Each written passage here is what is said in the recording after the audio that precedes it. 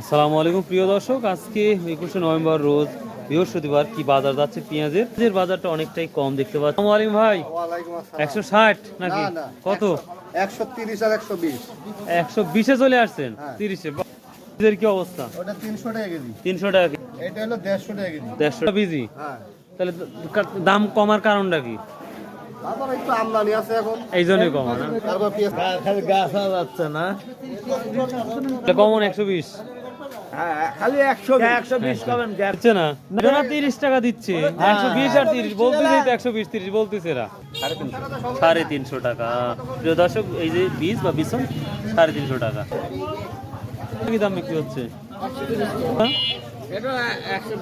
120। সর্বনিম্ন কত পেঁয়াজ আছে আঙ্কেল? 20। নিম্নেই 30। আচ্ছা আচ্ছা, ঠিক আছে।